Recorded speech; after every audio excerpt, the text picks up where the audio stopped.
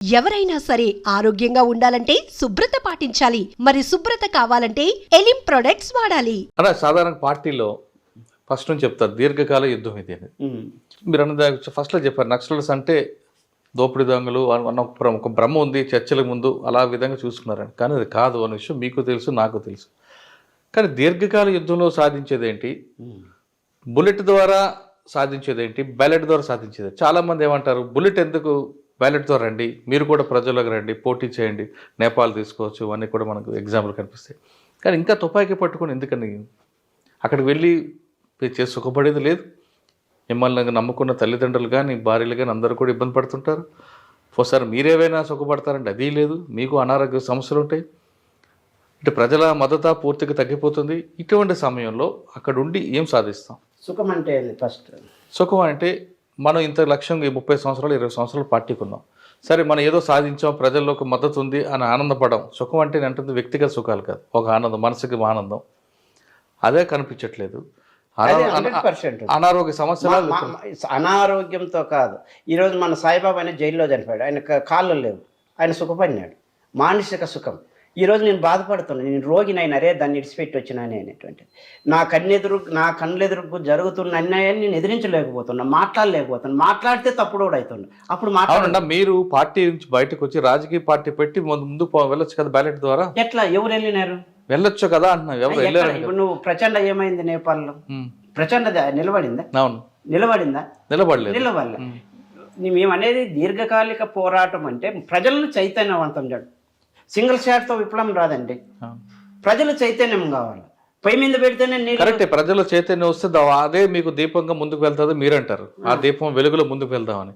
కానీ ప్రజల చైతన్యం కావట్లేదు. ప్రజలు ఆధునికం వైపు వెళ్తున్నారు, వాళ్ళు అభివృద్ధి వైపు వెళ్తున్నారు, వాళ్ళు ఎంచుకున్న మార్గం కూడా డిఫరెంట్ టెక్నాలజీ వైపు వెళ్ళిపోతున్నారు కదా. ఎప్పుడు ఎంతవరకు ఉంటుంది ఇది? సంక్షోభం రాదా? ఈరోజు విప్లవం అంటే నేను కూడా ఇదే మాటే చెప్పిన. ఏదో ఢిల్లీలో పోయి ఎర్రకోట పైన ఎర్రజెండా వేస్తేనే విప్లవం రాదు. 2 క్లాసు సిద్ధాంతం పోయింది. ఫస్ట్ నైట్లో ఒక కామందులు తెలంగాణలో జరుగుతున్నటువంటి గడిలో జరుగుతున్నటువంటి దోపిడీలు పోయినాయి. ఇవన్నీ ఎక్కడి నుంచి పోయినాయి? ప్రజల చైతన్యం అనేటువంటిది ఏదో ఒక పార్టీ 100-150 సీట్లు గెలిస్తేనే ముఖ్యమంత్రులు అయితేనే అది కాదు. ప్రజల చైతన్యాన్ని తీసుకు. సరే, ప్రజల చైతన్యం అంటున్నారు. ప్రజల చైతన్యం వస్తుంది, ఏ దిశగా కావాలో ప్రజలకు చైతన్యం ఆ దిశను మర్చిపోయి అంటే ఎంచుకున్న లైన్ పాత లైన్మే మీరు ముందుకు వెళ్ళడం వల్ల పార్టీకి ప్రజలకి మధ్యన గ్యాప్ వచ్చిందని వాస్తవం కదా. అంటే గ్యాప్ అంటే ఒకప్పుడు సమస్య వేరు. ఒకప్పుడు కులపు సంఘాలు లేవు కాబట్టి ఏదైనా ఇష్యూ జరిగితే మీ దగ్గరకు వచ్చేవారు. భూ సమస్య ఉండేది, భూ సమస్య ఉండేది. ఇప్పుడు అర్ధ భూ సమస్య అయింది. ఇప్పుడు కుల సంఘాలు పెరిగిపోయేటట్టు పార్టీకి ప్రజలకి వచ్చినాయి కుల సంఘాలు మీ దగ్గర నుంచి వచ్చాయి. కానీ ప్రతి ఒక్కరు కూడా కుల సంఘాలకు వెళ్తున్నారు. కుల సంఘము, దళిత సాహిత్యము, కుల సంఘము, పీపుల్స్ వార్, నక్సలైట్ ఉద్యమం, చుండూరు చూసుకో, కారం చేడు చూసుకో, బ్యాక్గ్రౌండ్ ఇస్ ద సాయుధ పోరాటం. ఈ చైతన్యం ఈరోజు మందకృష్ణ మాది ఎక్కడి నుంచి వచ్చినాడు? విప్లవ విద్యార్థి సంఘం నుంచే కదా. ఎక్కడి నుంచి వచ్చినాడు? కుల సంఘాలు కానీ ఇవన్నిటికీ కులాన్ని ప్రోత్సహించినటువంటిది, కులాన్ని చైతన్యవంతం చేసింది. కులం అంటే అణచివేత కులాలు, పీడిత ప్రజల పక్షాన నిలబడినటువంటిది ప్రజా ఉద్యమం అని మీరు నమ్ముతున్నారు. కానీ ప్రజలు మాత్రం కులం గురించి పట్టించుకోవట్లేదు. ప్రజలు కావాల్సింది ఇప్పుడు మౌలిక సదుపాయాలు, టైంకి కావాల్సిన భోజనం, అభివృద్ధి కావాలి. ఏ ప్రజలు అంటే ఏ ప్రజలు? మీరు అన్నటువంటిది ఒకటైతే వాస్తవం, ప్రజలకు ఉద్యమానికి గ్యాప్ అనేటువంటి. ఆ గ్యాప్ కారణం ఏంటి అంటే మీరు ఎంచుకున్న లైన్ అనేది పాత లైన్ కాదు. ఇప్పుడు ఒక సమస్య ఉంది, సమస్యకి ఇప్పుడు పరిష్కారంగా వెళ్తుంది పార్టీ. ప్రజల్లో చైతన్యం తీసుకురావడం తప్పనిసరి చేస్తుంది. ఈ రోజు ప్రజల్లో ఆ మాత్రం చైతన్యం వచ్చిందంటే పార్టీయే కారణం, అందులో ఎలాంటి డౌటే లేదు. కానీ ప్రజలకు ఇప్పుడు కొత్త సమస్యలు వస్తున్నాయి. ఆ సమస్యలను పక్కన పెట్టి ఎప్పుడుదో మన కాలం చెల్లిన ఆ సిద్ధాంతాలను ముందుగా తీసుకెళ్తే ప్రజలకు ఏం కావాలి? కాలం చెల్లిన సిద్ధాంతం అనేది నేను ఒప్పుకోను. ఎందుకంటే తల్లిపాలు అప్పుడు ఇవే, ఇప్పుడు తల్లిపాలు సిద్ధాంతమే. నువ్వు అన్నటువంటి ప్రజలకు పార్టీకి గ్యాప్ అనేటువంటిది ఇంత ఉండేది, ఇంత అయింది. అది పార్టీ కాదు, రాజ్యం చేస్తున్నటువంటి గ్యాప్. రాజ్యము ఇప్పుడు నేను ఒకటి చెప్తా, పార్టీ తీసుకున్నటువంటి లైన్లో ఇన్ని సంవత్సరాలు విప్లవం రాకపోవడానికి కొన్ని తప్పిదనాలు ఉండొచ్చు. సరైన టైంలో సరైన నిర్ణయాలు తీసుకుపోవడం వల్ల విప్లవం ఆలస్యం అయ్యే అవకాశాలు ఉన్నాయి. ఇదేదో లాంగ్ మార్చ్ మాదిరి చైనా పైర్న తరలో ఉన్నట్ల ఆ సిచ్యువేషన్స్ వేరు. ఇప్పుడున్న అర్ధవలస భూస్వామి భావాజాలంలో బతుకుతున్న ఈ ప్రజలను చైతన్యం చేయడంలో మా ఆలోచన విధానంలో కొద్దిగా ఉండొచ్చు. ఎందుకంటే ఉదాహరణ చెప్తా, 91-92లో గ్రామ రాజ్య కమిటీలు తెలంగాణలో అంత ఉద్రిక్తంగా మనం వరంగల్ మాసపు చూసినప్పుడు అప్పుడు పీజీఐ ఏర్పాటు చేసింది. అంటే 2000లో మహేష్ అన్న శ్యామన్న వీరు చనిపోయే ముందు కన్నా ఆ 10 సంవత్సరాల ముందు చేసి నీ ప్రజా సైన్యాన్ని అప్పుడు డెవలప్ చేసి ఇంకో రకంగా ఉందని నేను భావిస్తాను. అంటే ప్రజలు అంటే మీరు ఎంచుకున్న లైన్ అప్పుడు కరెక్టే, కానీ దాన్ని మాడిఫికేషన్ చేయకుండా అదే పద్ధతిలో వెళ్తున్నారు. ఒకటి. రెండోది, మీరు కోరుకునేది పార్టీ అంటే మీరు కాదు, పార్టీ కోరుకుంది బడుగు బలహీన వర్గాలు కానీ ఆదివాసులు కానీ పేద ప్రజలు ఎప్పుడు నిరంతరం అభివృద్ధి చెందాలి, వాళ్ళ హక్కులు కాపాడాలి, వాళ్ళ హక్కులు ప్రశ్నించాలనేది మీ వాళ్ళ రాజకీయ చైతన్యం తేవడం అనేది మీ ఉద్దేశం, అవునా? కానీ అదే ప్రజలు అభివృద్ధి కోరుకుంటున్నారు, అభివృద్ధిని కేవలం వాళ్ళు టెక్నాలజీని నమ్ముతున్నారు, మాకు ఎలాంటి అవసరం లేదనేది. మనం ఎటువైపు వెళ్తున్నాం అంటే ఇప్పుడు మీకు ఎగ్జాంపుల్ ఛత్తీస్గఢ్ తీసుకోండి. ఛత్తీస్గఢ్ ఉద్యమం నడుస్తుంది. అక్కడ పార్టీ దేనికోసం ఉంది? అక్కడ ఆదివాసీల అభివృద్ధి కోసం ఉంది. ఆదివాసీ అభివృద్ధి అంటే మౌలిక సదుపాయాలు కల్పించడం, వాళ్ళకి రోడ్లు వేయడం, వాటితో పాటు వాళ్ళ రాజకీయ చైతన్యం కల్పించడం. స్వతంత్రం వచ్చి ఎన్ని ఏళ్ళు అయింది? స్వతంత్రం వచ్చి ఎన్ని ఏళ్ళు అయింది? దాని గురించి మాట్లాడుతున్నా. మీరు కూడా ఇంట్రాగేషన్ కాదు, బస్తర్ డిస్ట్రిక్ట్ లో ఒక నిమిషం, బస్తర్ లో నాకు తెలిసిన అందరికి భూమి కాలని ఒకటి వచ్చింది, ఒకటి తీశారు. అక్కడ ఈ బట్టగట్టును తెలియనటువంటి పరిస్థితుల్లో పార్టీ 1980లో డీకేలో ప్రవేశం జరిగిన తర్వాత జనతన సర్కారు ఏర్పాటు వరకు పార్టీ రిపోర్టు ప్రకారం అక్కడ ఎవరు ప్రజలకు దగ్గర అయినారు, వాళ్ళ కల్చర్ని కానీ వాళ్ళ చైతన్యవంతులను కానీ నీకు ఈరోజు రోడ్లు కనిపించినాయా? ఈరోజు వాళ్ళ చదువు గురించి ఏర్పాటు చేసినారా? ఎందుకు ఆ రోడ్లు వేస్తున్నారు? అది ప్రజా ఉద్యమం, ప్రజా చైతన్యం. ఇప్పుడు నేను మాట్లాడు మీరు చెప్తా కుల సంఘాలతో కూడా సేమ్, కుల సంఘాలు కానీ ఇవన్నిటినీ కూడా తక్షణ అవసరాలు నేర్చుకో, దీర్ఘకాల ప్రయోజనాల జోలు రావద్దు.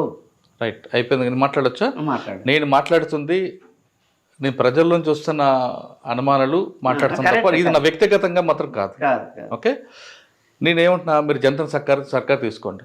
ప్రజలకి మీరు వ్యవసాయం నేర్పుతున్నారు, పిల్లలకి చదువు నేర్పారు, ఇక్కడ బాల సంఘాలు పెట్టారు, అదంతా బాగుంది. కానీ అక్కడితో కాదు కదా, వాళ్ళు ఇంకా ముందుకు రావాలి కదా. బాల సంఘాలు పెట్టారు, పార్టీకి ఇంటి నుంచి ఒక్కొక్క వ్యక్తి రావాలన్నారు, పిల్లలకి చదువు నేర్పిస్తున్నారు. ఆ చదువు 7th క్లాస్ వరకు 10th క్లాస్ వరకు ఇంకా ముందుకు రావాలి కదా, అక్కడితో ఆగిపోకూడదు. ముందుకు రావాలంటే వాళ్ళు ఎక్కడికి రావాలి? బయటికి రావాలి. బయటికి రావాలంటే ఇక్కడ మీకు రోడ్లు కావాలి, కరెంటు కావాలి, టెలివిజన్ కావాలి. ఇవన్నీ కావాలనుకుంటే అక్కడ అభివృద్ధికి ఆటంకం మావోయిస్టులు కల్పిస్తున్నారని ప్రభుత్వం అంటుంది. అంటే అక్కడితో ఇప్పుడు ప్రతి మనిషి కూడా మౌలిక సదుపాయాలు ఒకటే కాదు, రోడ్లు ఒకటే ప్రధానం కాదు, కరెంట్ ఒకటే ప్రధానం కాదు. ఆయన ఆర్థికంగా ముందుకుండా నిలబడాలి, ఆయనలో చేస్తున్న వ్యవసాయాన్ని కమర్షియల్గా చేసుకోవాలి, ఆయన వ్యక్తిగతంగా ఆయనగానే రెడీ అవ్వాలి. అదే కదా పార్టీ కూడా చెప్తుంది, నమ్మేది. ఇప్పుడు పార్టీయే వాళ్ళకి చైతన్యపరచాలని కాదు కదా. ఆయనగా ఆదివాసి తన కుటుంబం తన కాళ్ళ మీద నిలబడి ఆర్థికంగా డెవలప్ అవ్వాలంటే కొంత ప్రభుత్వ సహాయం కూడా కావాలి. మరి ప్రభుత్వం రావాలి అడవిలో కంటే మీరు అడ్డుకుంటారనేది వాళ్ళ వాదన. రాష్ట్ర ప్రభుత్వాలు కానీ కేంద్ర ప్రభుత్వాలు కానీ వాళ్ళకి కావాల్సిన నిధులు అన్నీ ఉన్నాయి, అన్నీ కూడా ప్రజల దగ్గరికి చేర్చేటువంటి సౌకర్యాలు వాళ్ళకు ఉన్నాయి. అంటే అభివృద్ధికి ఆటంకపడుతున్నారు మావోయిస్ట్ పార్టీ. మీరు అడిగారు కదా, ఇన్ని ఉండేటివి వీళ్ళు కల్పించే అవకాశాలు ఉన్నాయి. ఇప్పుడు ప్రజా ఉద్యమం దగ్గర ఉన్నప్పుడు ప్రజలు యుద్ధం చేయాలా, ప్రజా సౌకర్యాలు చేసేటప్పుడు మేము కట్టిన చెరువులను కూల్చలేదా ప్రభుత్వాలు? మేము చేసిన మీరు కూడా అంతో ఇంత ఉద్యమం గురించి 90లో లేదు, అందులో చెప్తున్నాను కదండి. ఇప్పుడు కూడా కొన్ని బస్తర్లో కానీ లేదా ఛత్తీస్గఢ్లో కానీ అబుజ్మట్లో కాయిన్కి రూపాయికి తేడా తెలియని ఆదివాసులు ఉన్నారు. వాళ్ళలో చైతన్యం వచ్చిందంటే పార్టీయే. నేను ఇంతకు ముందే అడిగా, 80లో మేము దండకారణ్యానికి పోయినాం, 80కి ముందు స్వతంత్రం వచ్చి ఎన్ని అయింది. మీరు ఆ దండకారణ్యం డెవలప్మెంట్ గురించి, ఈ రోజు మీరు బస్తర్ రోడ్ల గురించి, ఈ రోజు గిరిజనుల డెవలప్మెంట్ గురించి పోతుంది. కానీ అప్పుడు ప్రభుత్వాలు ప్రజా ఉద్యమాన్ని అనచడానికి ముసుగు తప్ప నిజంగా ఈ గిరిజనులు చైతన్యవంతం చేయాలనేటువంటిది అంటే అప్పుడు ప్రభుత్వాలు పనిచేయలేదు. ఇప్పుడు ప్రభుత్వాలు పనిచేస్తున్నాక ప్రజల కోసం నిరంతరం కృషి చేస్తున్నారు. మీరు నమ్ముతున్నారా అట్లా? నేను కొంత నమ్ముతాను. నమ్మవచ్చు, ఎందుకంటే నేను కూడా ఇప్పుడు నమ్ముతున్నాను అన్నది. ఎందుకంటే నాకు కూడా ఇప్పుడు లిమిటేషన్లో ఉంది. నేను తుపాకీ పట్టిన నేను సాయితున్నాను. అంటే మీరుగా నేనుగా మాట్లాడుతుంది మన పార్టీ వైపు వెళ్ళాలని కాదు, లేదు ప్రభుత్వానికి మనం విభేదిస్తున్నట్టు కాదు, మన వ్యక్తిగత అభిప్రాయం. అంటే నేను ఆ పార్టీలో సుదీర్ఘంగా, అంటే ఒక నిజంగా బుల్లెట్ తగిలి కూడా మళ్ళీ ఆ పార్టీని కోరుకొని పోయిన తర్వాత మేమిద్దరు ఏడ్చుకున్నాం. బయటికి రావాలంటే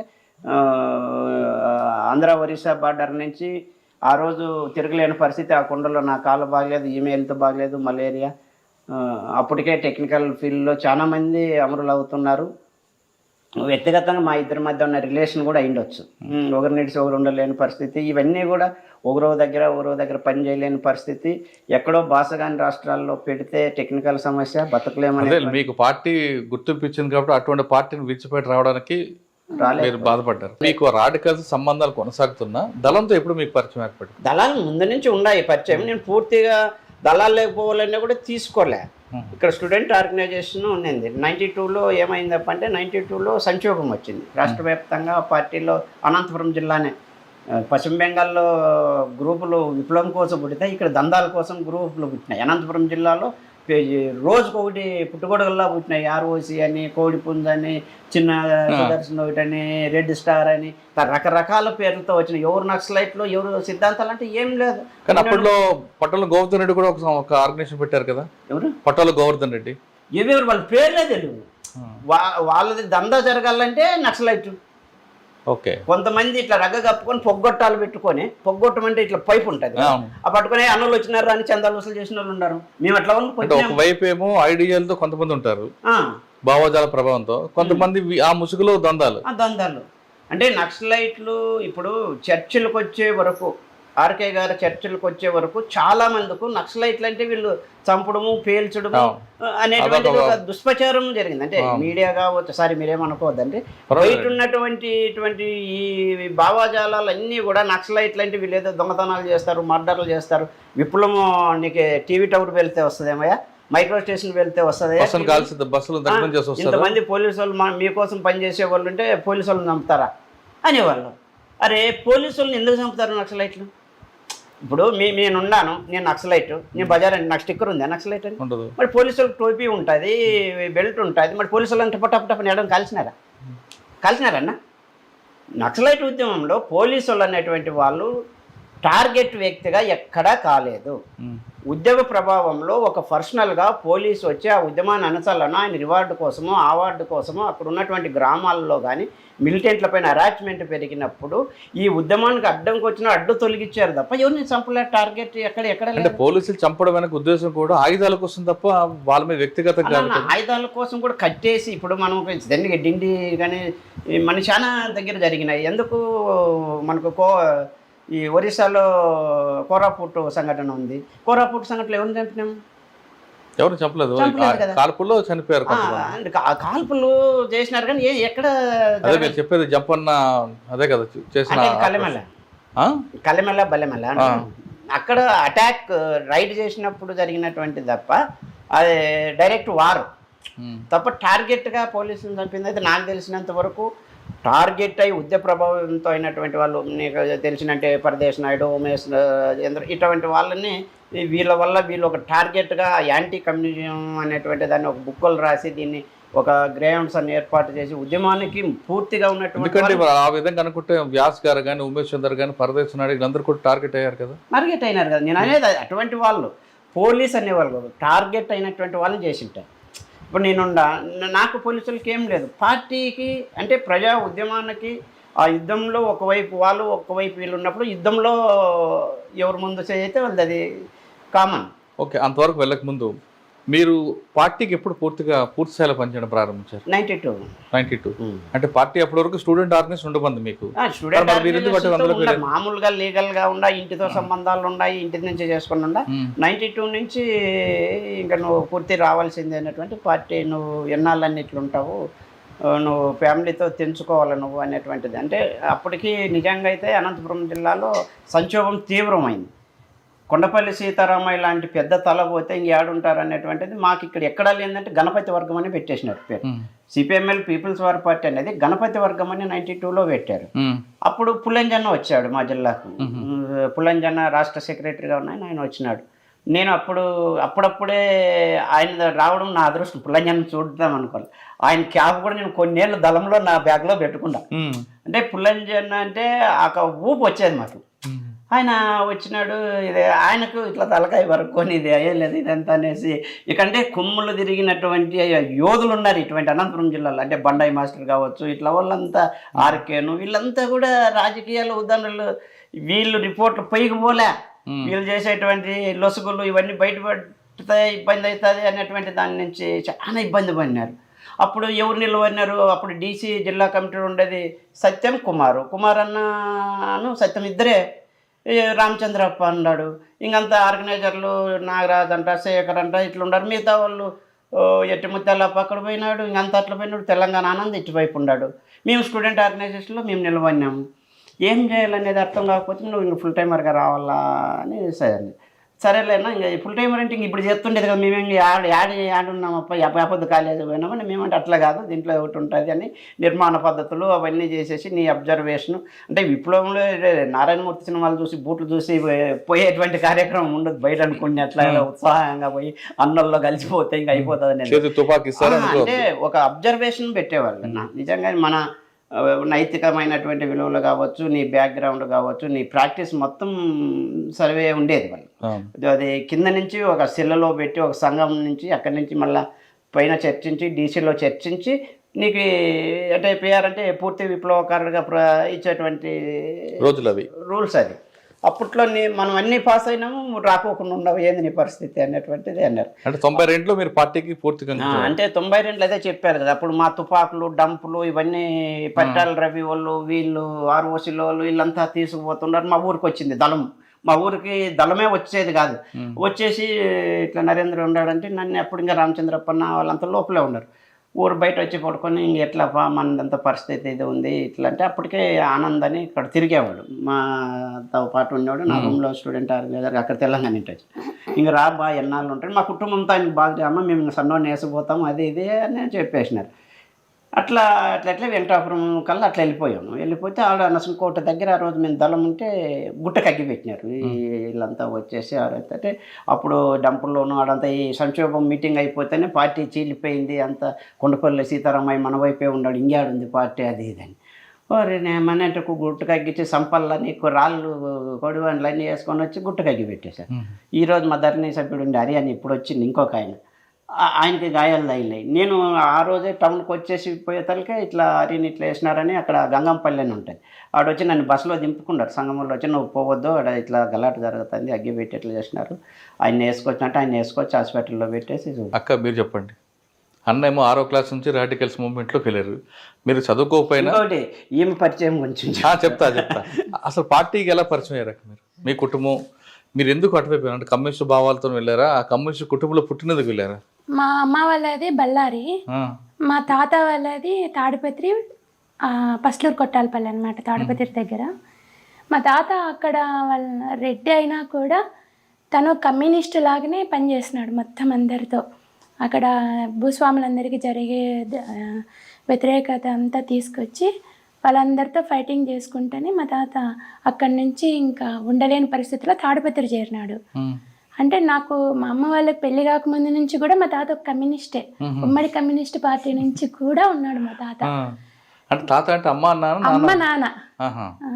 మా ఇంట్లో ఎప్పటికీ కూడా దేవుడు భక్తి అనేది ఉండదు, మనం నమ్మాల్సింది మనిషిని నిజాయితీని ఇట్లా ఉండాలి అని మా తాత నేర్పించినాడు. కానీ ఈ దేవుడిని నమ్మాలా అనేది ఊహే ఉండేది కాదు, మా ఇంట్లో ఒక పటం కూడా ఉండేది కాదు. అట్లా ఆ విధంగా పార్టీలో మీరు ఎప్పుడు పార్టీకి వెళ్ళారు?